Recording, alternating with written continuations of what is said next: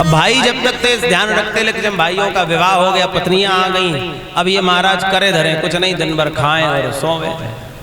अब कोई कब तक खिलाएगा? पत्नियों ने कहा भाई कि देखो ये दिन भर पड़ा रहता है, करता धरता कुछ है नहीं, इससे कुछ काम करवाओ तब तुम रोटी बना के देंगी। अगर ये काम धंधा नहीं करेगा तो हमारे बस की बात नहीं इसे रोटी खिलाना। तो भाइयों ने क्या किया, बोले कि एक काम करो, इसको खेत की रक्षा के लिए नियुक्त कर दो। खेत में जाकर के, जैसे खेतों में देखते ना वो बड़ा सा मचान बनाते हैं, उसमें बैठकर पक्षियों को पशुओं को भगाते हैं, तो वो मचान बना दिया। और भरत जी से बोले तुम जाओगे रक्षा करने के लिए? बोले हाँ। अब वहां पहुंच गए, मचान में बैठे। अब जो वहां के पशु पक्षी थे, गैया थी, वो आपस में वार्तालाप करती हैं कि एक यही खेत था जो बड़ा था काफी, और यही एक ऐसा खेत था जिसमें कोई मनुष्य नहीं आता था, तो हम लोग आराम से अपना पेट भर लेते थे। अब इसमें भी ये मनुष्य आ गया है, अब हम कहाँ जाएं? अब ये पूर्व जन्म में हिरण थे तो इनको पशु पक्षियों की भाषा समझ में आती थी। अब इन्होंने विचार किया, अरे राम राम राम, अगर मैंने आज यहाँ पशु पक्षियों को भगाया तो फिर से पाप बन जाएगा और फिर से मुझे जन्म लेकर आना पड़ेगा, इसलिए अब भगाने के स्थान पर बुलाने लगे। राम जी की चिड़िया राम जी को खे, खाओ रे चिड़िया भर भर पे। राम जी की चिड़िया राम जी को खे, खाओ रे चिड़िया भर भर पे। राम जी की चिड़िया राम जी को खे, खाओ रे चिड़िया भर भर पे। राम जी की चिड़िया राम जी को खे, खाओ रे चिड़िया भर भर पे। राम जी की गैया राम जी को खे, राम जी की गैया राम जी को खे, राम जी की गैया राम जी को खे, राम जी की गैया राम जी को खे, खाओ रे गैया भर भर पे।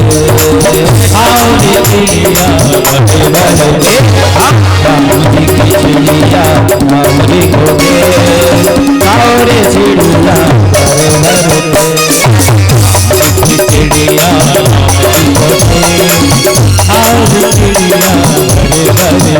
अब तो महाराज भंडारा शुरू हो गया खेत में, वो तो रक्षा करने के लिए आए थे। अब तो एक गैया नहीं, दो गैया नहीं, वहां तो झुंड लग गया गैयों का। अब पूरे गांव के जितने पक्षी थे सब उसी खेत में आ गए। अब तो देखा भंडारा चल रहा है, चकाचक पा रहे हैं।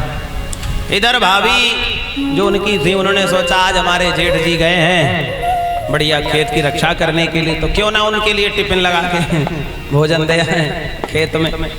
तो वो भोजन टिफिन में लगा के जा रही थी खेत में, और दूर से दृश्य देख रही हैं, ओ हो इनको रक्षा के लिए भेजा गया था, ये तो भंडारा कर रहे हैं। खेत पूरा धीरे धीरे खत्म, टिफिन वहीं फेंक करके वापस चली आई। बोले ऐसे को कौन भोजन कराए?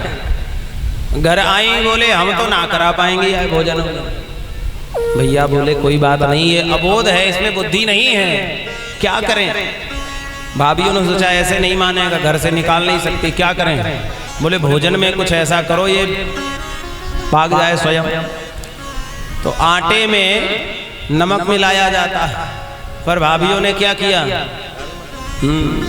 नमक में आटा मिला दिया, अत्यधिक नमक डाल करके और रोटी बनाई और भरत जी को दिया गया खाने के लिए। और भरत जी का नियम था भगवान को भोग लगा करके ही पाते, प्रसाद मान कर पाते। और जब ठाकुर जी को भोग लगाया तो वो प्रसाद बन गया। कहाँ नमक चला गया पता नहीं, चकाचक पाया। और बोले भाभी दो चार रोटी हो तो और लाओ।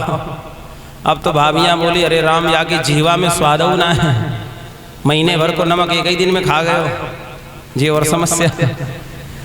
दूसरे दिन क्या किया, विचार करती हैं, काम करते, नमक तो कोई भी खा सकता पर मिर्च कोई नहीं खा सकता। तो लाल मिर्च खूब चकाचक आटे में मिलाकर लाल लाल टिक्कड़ बनाए।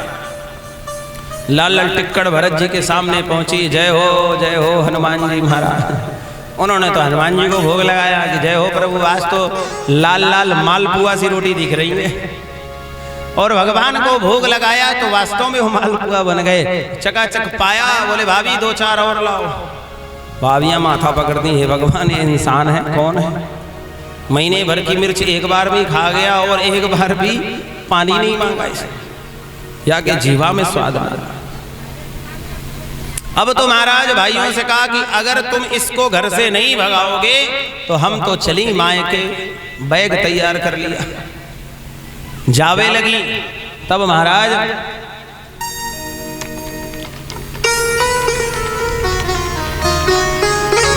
भाइयों ने कहा कि भैया तुम घर से चले जाओ। जड़ भरत जी यही चाहते थे कि एक बार ये कहें तो सही, और वो घर से चले गए। आज जंगल में भरत जी महाराज एकांत जंगल में बैठे हैं। जिसने आज गायों के लिए, पक्षियों के लिए भंडारा किया, वो जंगल में भूखा प्यासा बैठा रहे, ऐसा संभव नहीं है। भगवान ने माया रची। आज एक डाकू जिसने किसी मनोकामना के लिए किसी मानव की बलि देने का वचन दिया था काली मां के चरणों, जिसकी बलि देने के लिए मनुष्य को रखा था, वो किसी कारणवश वहां से भाग गया। तो सैनिकों को भेजा, जो मिल जाए उसी को पकड़ लाओ। अब जंगल में एकांत में ये भरत जी मिल गए, इन्हीं को पकड़ लाए। बोले तुम्हारी बलि चढ़ाएंगे माता जी के चरणों में। भरत जी बोले ठीक है भैया, ये जीवन माँ के ही काम आ जाए, कोई बात नहीं। अब लाए, जिसकी बलि देते हैं पहले उसकी सेवा करते हैं, उसको स्नान कराया और चकाचक दिव्य कई प्रकार का भोजन कराया। चकाचक भोजन पाया। भरत जी बोले जय हो प्रभु, जंगल में भी इतना स्वादिष्ट भोजन, ये सब तुम्हारी कृपा है। वहां भी प्रसन्न है। और जैसे ही बलि चढ़ाने का प्रयास किया, भगवती महाकाली उसी दिव्य विग्रह से प्रकट हो गईं और सभी दुष्टों का संहार किया, भक्त की रक्षा। उसी देश में राजा रहुगण रहते थे, जो पालकी में सत्संग के लिए जाया करते थे। पालकी में सत्संग करने जाते, कहार लगते चार पायों में 4 कहार लगते, और पालकी में सवार होकर सत्संग भजन सुनने के लिए जाया करते थे। एक दिन एक कहार जो है किसी कारणवश नहीं आया, बीमार पड़ गया, तो वो आया नहीं। जब वो नहीं आया तो राजा ने कहा कि जाओ जो मिल जाए उसी को ले आओ भाई। भरत जी मिल गए। अब इनका शरीर सामान्य मनुष्य से थोड़ा लंबा चौड़ा था। जो 3 कहार थे वो छोटे और तीनों से ये लंबे। तो एक तो पालकी का बैलेंस नहीं बने, और दूसरा संत की जो चाल होती है, संत तो नीचे दृष्टि देख करके चलते हैं कि कोई चींटी, कोई जीव पैरों के नीचे दब नहीं जाए, अपराध नहीं हो जाए। तो जैसे चींटियों का झुंड कोई दिखाई पड़ता तो भरत जी उछल पड़ते। अब भरत जी उछलते तो पालकी उछलती, और पालकी उछलती राजा रहुगण के सिर पे पालकी लगती। राजा रहुगण ने कहा कि ये कौन है दुष्ट जो इस प्रकार की हरकत कर रहा है। वो कार बोलते सरकार ये जो नया आया है ना, इसके पास बुद्धि नहीं है, ये परेशान कर रहा है। राजा ने कहा कोई बात नहीं। फिर थोड़ा दूर आगे चले, फिर वही स्थिति, फिर लगी सर पे रहुगण के। रहुगण पालकी से उतरा, कौन है ये, इसका इलाज कर। तलवार निकाल ली रहुगण ने मारने के लिए। तुम मुझे जानते नहीं हो, लाओ तुम्हारी भी चिकित्सा करता हूं। जब इतना रहुगण ने कहा तब आज भरत जी बोले। अभी तक भरत जी कभी कुछ नहीं बोले थे, लेकिन आज भरत जी को बोलना पड़ा। रहुगण राजा है। भरत जी विचार करते हैं कि अभी तक तो मैं नहीं बोला हूं, लेकिन ये सत्संगी राजा है, सत्संग करता है। और कोई सत्संगी कलश वाली जितनी भी कन्याएं हैं वो सभी बाहर निकल आए इधर। हमारे ग्राम प्रधान जी उन कन्याओं का सम्मान स्वागत करना चाहेंगे। सभी कलश वाली कन्याएं बाहर आ जाए और प्रधान जी भी इधर आ जाए।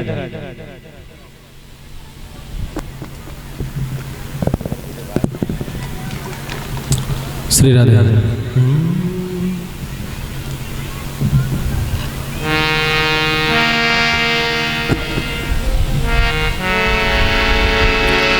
श्री राम जय राम जय जय राम, श्री राम जय राम जय जय राम।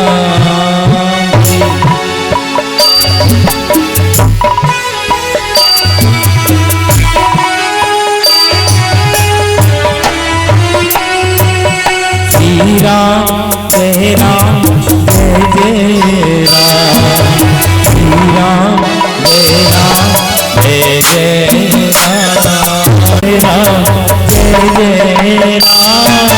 श्री राम जय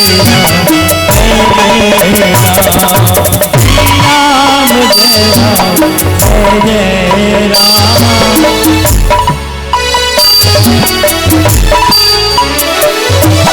श्री राम जय राम जय जय राम, श्री राम जय राम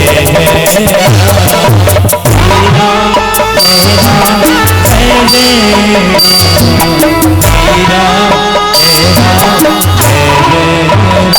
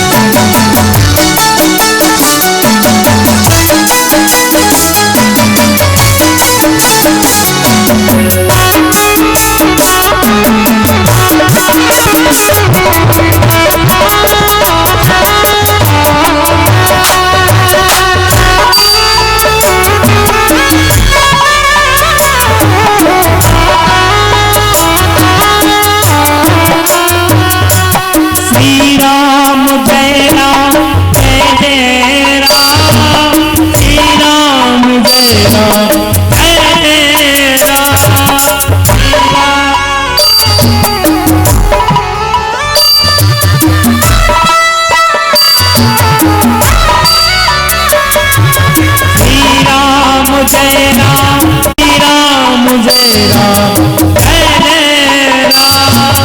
श्री राम जय राम जय जय राम, श्री राम जय राम जय जय राम, श्री राम जय राम जय जय राम।